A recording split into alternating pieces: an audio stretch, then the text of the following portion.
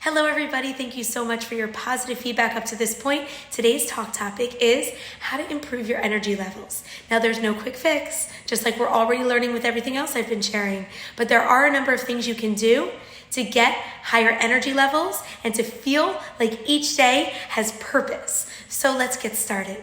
Before we evaluate all the different ways to improve your energy, let's talk about the energy crisis. And I'm not talking about natural resources. We as women have a full-out energy crisis. After the pandemic, we're pushing ourselves more than ever before. We wear the weight of the world on our shoulders. We carry it and we feel it.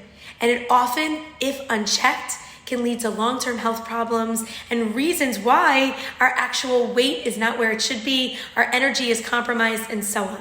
So let's talk about what the indicators are and how, when undetected and not recognizing what our body's cues are, we can get to a place that gets us even further away from our goals.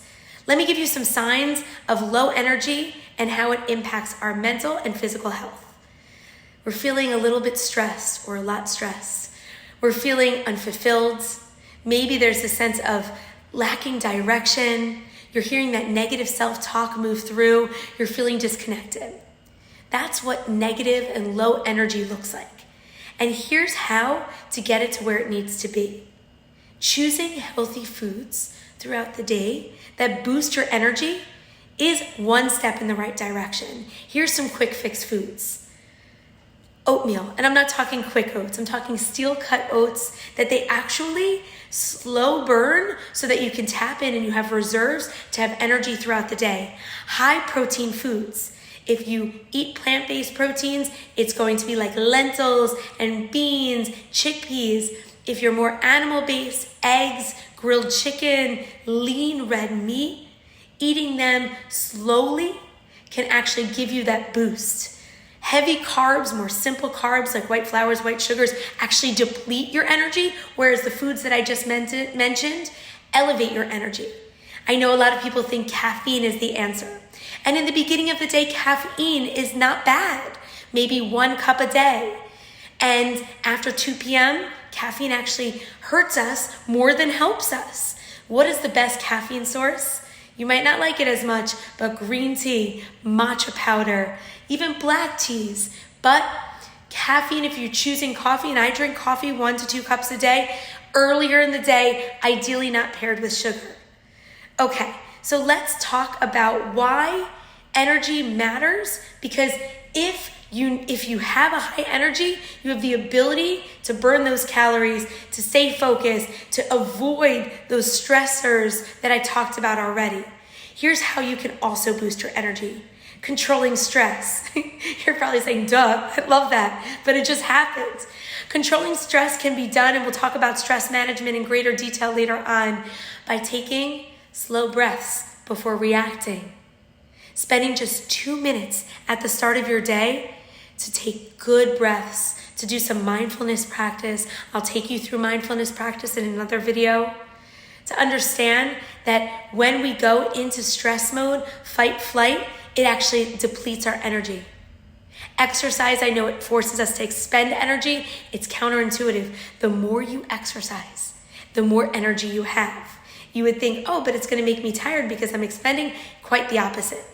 You charge up the system by getting that exercise in, even if it's a 5-minute walk around the block at a faster pace, pumping those arms. That's a quick ticket to get an energy boost. And the best to do it is in the middle of your day when you start going a little bit tired. Maybe you're staring at a screen too long. Maybe you're running around doing errands. Maybe you're responsible for children and they're pulling you in every direction. 5 minutes of you time in the middle of the day recharges your system and gives you that energy boost. Eating for energy, that's the answer.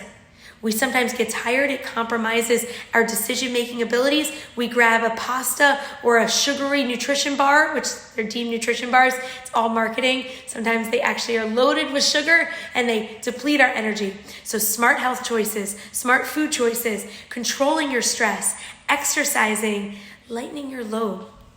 I personally, on a Sunday morning, I write out all the tasks that I need to do for the week. I'm a spreadsheet girl. If you're not like that, if you're not type A like me, that's fine. Just take out a piece of paper.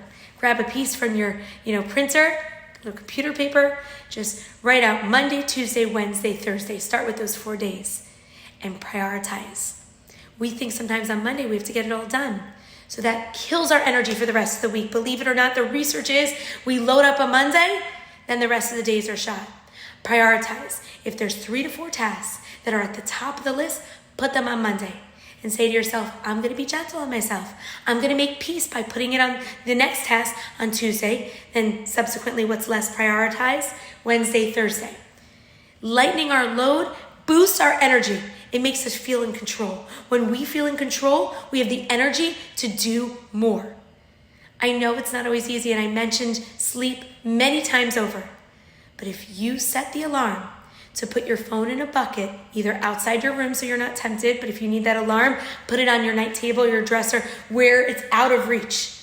Going to sleep earlier, not scrolling, naturally boosts energy. Do you know we require, as human beings, 7 to 8 hours of sleep? I know you've heard it before. You can pull up any Google anything of how to find energy, and the top of the list will be better sleep. But we don't do it because we sometimes just need to decompress after a busy day by scrolling in our bed or just staring at a wall. But getting to bed earlier, even if it means starting your nighttime routine earlier, playing some calming music, maybe spraying some eucalyptus or some lavender on your pillow, whatever it is. I'll give those tips in stress management, but whatever it is, even just giving 1 extra hour of sleep will profoundly improve your energy levels the next day. Hydration. More water in your system gives you more energy. And I don't mean just the energy to run to the bathroom every hour, but really, and we'll talk about bladder control, pelvic floor, and water consumption again in another video. But let's recap. The energy crisis is because we're not reading our signs. We've become disconnected from our body, or we're not listening to those cues. Our body telling us something is real. And losing energy is because of all those undetected signs.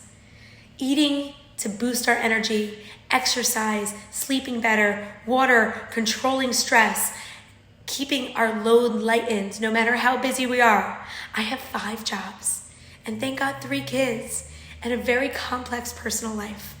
And I've figured out a way to isolate and map it out, because energy, if we lose it, everything, it's a downward spiral.